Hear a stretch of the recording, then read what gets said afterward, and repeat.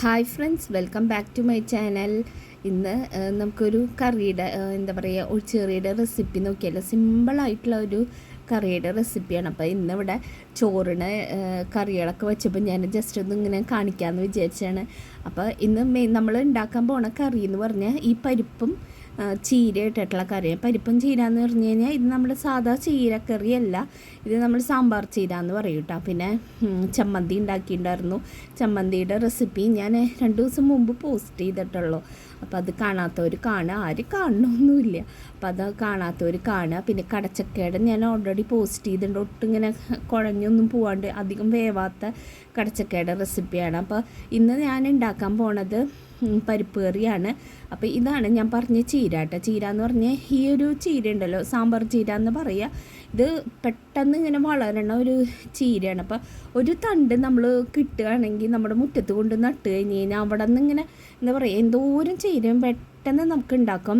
വേറെ ഒരു എന്താ പറയുക, പരിപ്പിന് ഇടാൻ ഇപ്പോൾ വേറെ കഷ്ണമൊന്നും ഇല്ലെങ്കിലും ഉണ്ടാക്കാൻ പറ്റിയൊരു ചീരക്കറിയുടെ റെസിപ്പിയാണ്. അപ്പം ഞാനിവിടെ ആദ്യം പരിപ്പ് എടുത്ത് വെച്ചിട്ടുണ്ട് കേട്ടോ.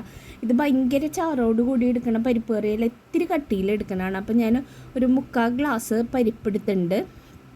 അത് നന്നായി കഴുകി കുക്കറിൽ മാറ്റിയിട്ടുണ്ട് കേട്ടോ. 1 ടീസ്പൂൺ ഉപ്പും കുറച്ച് മഞ്ഞൾപ്പൊടി ഇട്ടിട്ട് കുറച്ചധികം വെള്ളം ഒഴിക്കണം. നമ്മുടെ ചീര വേവാനും കൂടിയുള്ള വെള്ളമാണ്. ഇപ്പോൾ ഇതിൽ ചീര ആഡ് ചെയ്യില്ല. അപ്പോൾ ഇത് നമ്മൾ പരിപ്പൊന്ന് വേവിച്ചെടുക്കാം.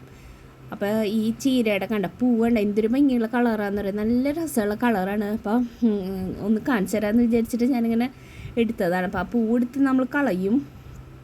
എന്നിട്ട് അതിങ്ങനെ എന്താ പറയുക, പെട്ടെന്ന് വളരും ചെയ്യും. നമ്മുടെ വീട്ടിൽ മുറ്റത്ത് ഉണ്ടാക്കാൻ കൃഷി ചെയ്യാൻ പറ്റിയൊരു ചീരക്കറിയാണ്. ഞാനിത് മെഴുക്ക് പുരട്ടി തോരനൊന്നും വെച്ച് നോക്കിയിട്ടില്ല, എനിക്കറിയില്ല എങ്ങനെ ഇരിക്കുമെന്ന്. പരിപ്പിൽ ഞങ്ങൾ എപ്പോഴും ഇടും, വേറെ കഷ്ണമൊന്നും ഇല്ലെങ്കിലും നമ്മുടെ വിഷമില്ലാത്ത നമ്മുടെ വീട്ടുമുറ്റത്ത് നിന്ന് പറിച്ചിട്ട് ഇടാൻ പറ്റണതായ കാരണം എപ്പോഴും ഇടും. അപ്പോൾ ഇത്തിരി ഇങ്ങനെ കൊഴുപ്പുള്ള ഒരു ചീരയാണ്, അത് സാമ്പാർ ചീര എന്നാണ് ഇവിടെയൊക്കെ പറയാറ്. എന്ത് പേരിൽ അറിയപ്പെടുകയെന്ന് എനിക്കറിയില്ല. തൃശ്ശൂർ നാട്ടിലൊക്കെ സാമ്പാർ ചീര എന്ന് പറയും. അപ്പോൾ ഇങ്ങനെ ചെറിയൊരു പീസായിട്ട് നമുക്ക് അരിയാൻ എളുപ്പമാണ്. ഇങ്ങനെ പെട്ടെന്ന് ഇങ്ങനെ ഒന്നിച്ച് പിടിച്ച് അരിഞ്ഞാൽ മതി. അപ്പോൾ അങ്ങനെ അരിഞ്ഞ് വെച്ചിട്ടുണ്ട്.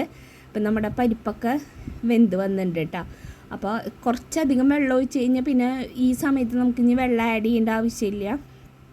ചീരയും കൂടിയും വേവാനുള്ള വെള്ളം നമ്മൾ ആദ്യം തന്നെ ഒഴിച്ചാൽ മതി കേട്ടോ. അപ്പോൾ ഇത്തിരി ഞാൻ പറഞ്ഞ പോലെ കുറേ വെള്ളത്തോടും ഇങ്ങനെ ലൂസായിട്ടുള്ള കൺസിസ്റ്റൻസിയിൽ എടുക്കണ കറിയല്ല അത്.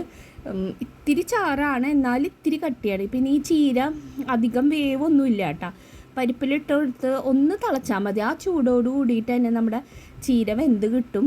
അപ്പോൾ ഒന്ന് ഇട്ടിട്ട് ഒന്ന് ഇളക്കി കൊടുക്കുന്നുണ്ട്. പിന്നെ ഒന്ന് തിളച്ച് വന്നപ്പോൾ ഇത്തിരി വെള്ളം കുറവ് കണ്ടപ്പോൾ ഞാനൊരു 1/2 ഗ്ലാസ് വെള്ളം കൂടി തിളച്ച വെള്ളം ഒന്ന് ഒഴിച്ച് കൊടുത്തിട്ടുണ്ട്. ഒന്ന് അടച്ച് വെച്ച് 1 മിനിറ്റ് മതിയിട്ട് ഒന്ന് ആവി കയറിയാൽ മതി, നമ്മുടെ ചീര വെന്ത് കിട്ടും. ഇപ്പോൾ അത് വെന്തുണ്ട്, ഒന്ന് ആവി കയറിയപ്പോൾ വെന്ത് വന്നിട്ടുണ്ട്. ഇനി ഇത് നമുക്കൊന്ന് കാച്ചിയെടുക്കണം. ഇത് സാധാ പോലെയാണ് കാച്ചുക, അല്ലെങ്കിൽ പിന്നെ മുളക് ഇട്ടിട്ട് കാച്ചാം, പച്ചമുളകൊക്കെ ഇട്ടിട്ട് കടുക് ഇറക്കാം, അങ്ങനെയും ചെയ്യും. അതും ടേസ്റ്റാണ്.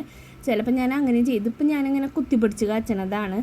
അപ്പോൾ കുറച്ചധികം വെളിച്ചെണ്ണ ഒഴിക്കണം. എന്നിട്ട് ഉള്ളി ഉള്ളി ചതച്ചത് ഇട്ട് കൊടുക്കുക കേട്ടോ. ഉള്ളി ഒന്ന് മൂത്ത് വന്നതിന് ശേഷം വേണം നമ്മൾ മുളക് ഇട്ട് കൊടുക്കുക. ഒന്ന് മുരിഞ്ഞ് വരട്ടെ. പിന്നെ കറിവേപ്പില ഞാൻ ആഡ് ചെയ്ത് കൊടുക്കണില്ല, ചീരയായ കാരണം പിന്നെ രണ്ടും വേറെ വേറെ ആയിട്ട് കൊടുക്കും. മീൻസ് ഇങ്ങനെ നമുക്ക് മനസ്സിലാവില്ല. അപ്പോൾ ഉള്ളി ഒന്ന് മുരിഞ്ഞ് വന്നപ്പോൾ ഞാനിതിലേക്ക് ഒരിത്തിരിയും കൂടി ഇട്ട് കൊടുത്തോട്ടെ. നല്ല എരിവുള്ള മുളക് പൊടിയാണ്. നമ്മൾ ചാറുകറി ആയ കാരണം ഇത്തിരി ഒന്ന് എരിവും വേണമല്ലോ. അപ്പോൾ അതൊന്ന് മൂത്ത് വന്നപ്പോൾ നമുക്ക് ഇനി ഇതിലേക്ക് നമ്മൾ പരിപ്പും ചീരയും വേവിച്ച് വെച്ചിട്ടുണ്ടല്ലോ, അത് ഇതിലേക്ക് ആഡ് ചെയ്ത് കൊടുക്കാം. എന്നിട്ട് ജസ്റ്റ് ഒന്ന് തിളപ്പിക്കുക കേട്ടോ. ആ മുളകും എല്ലാം കൂടി ആ വെളിച്ചെണ്ണയും ഒക്കെ കൂടി ഒന്ന് മിക്സ് ആവാൻ വേണ്ടിയിട്ട് ഒന്ന് തിളപ്പിച്ച് കൊടുക്കുക. ഇത്രയേ ഉള്ളൂ നമ്മുടെ കറി. എന്താ പറയുക, കറി ഇവിടെ റെഡി ആയിട്ടുണ്ട്. അപ്പോൾ ഇന്ന് കടച്ചക്കയാണ് വെച്ചത്. പിന്നെ മക്കൾക്ക് ക്ലാസ്സിൽ കൊടുത്തു വിടാനായിട്ട് ഞാൻ ചമ്മന്തി ഉണ്ടാക്കിയിട്ടുണ്ടായിരുന്നു. ഞാൻ പറഞ്ഞ പോലെ അത് പോസ്റ്റ് ചെയ്തിട്ടുണ്ട്, ചമ്മന്തിയുടെ റെസിപ്പി. അപ്പോൾ അത് കാണാത്തവരൊന്ന് കാണുക. നല്ല രസമുള്ള ഒരു ചമ്മന്തിയാണ്. മക്കൾക്ക് ക്ലാസ്സിലൊക്കെ പോകുമ്പോൾ കൊടുത്തു വിടാൻ പറ്റിയൊരു ചമ്മന്തിയുടെ റെസിപ്പിയാണ് കേട്ടോ. പിന്നെ ഉപ്പൊക്കെ നോക്കുക കേട്ടോ. നമ്മുടെ കറിക്ക് ഉപ്പ് കുറവുണ്ടെങ്കിൽ ആഡ് ചെയ്ത് കൊടുക്കുക. ഇപ്പം നമ്മുടെ പരിപ്പും ചീരയിട്ട് കുത്തിപ്പിടിച്ച് കാച്ചി പരിപ്പ് കറി ഇവിടെ റെഡി ആയിട്ടുണ്ട്. എന്തായാലും എല്ലാവരും ഒന്ന് ഉണ്ടാക്കി നോക്കുക. ഈ ചീര കിട്ടുമ്പോൾ അതിപ്പോൾ നമ്മുടെ സാധാ ചീരയായാലും ഇങ്ങനെ ചെയ്താൽ നല്ല രസമാണ്. അപ്പോൾ ഒരു തണ്ടൊക്കെ കിട്ടുമ്പോൾ നമ്മുടെ മുറ്റത്തുനിന്ന് നട്ട് കഴിഞ്ഞാൽ ഇഷ്ടം പോലെ ചീര പെട്ടെന്ന് ഉണ്ടാവും ചെയ്യും ഈ സാധനം. അപ്പോൾ എന്തായാലും എല്ലാവരും ഒന്ന് ഉണ്ടാക്കി നോക്കുക. വീഡിയോ ഇഷ്ടമായെങ്കിൽ ലൈക്ക് ചെയ്യാനും ഷെയർ ചെയ്യാനും സബ്സ്ക്രൈബ് ചെയ്യാനും മറക്കരുത്. അടുത്തൊരു സിമ്പിൾ റെസിപ്പി ആയിട്ട് വീണ്ടും കാണാം. ചെറിയ അധികം എന്താ പറയുക, നമ്മുടെ വീട്ടിൽ നമ്മുടെ കയ്യിലുള്ള ഇൻഗ്രീഡിയൻസ് വെച്ചിട്ടുള്ള റെസിപ്പീസാണ് ഞാൻ അധികം പോസ്റ്റ് ചെയ്യാറ്. അപ്പോൾ എന്തായാലും thank you friends for watching.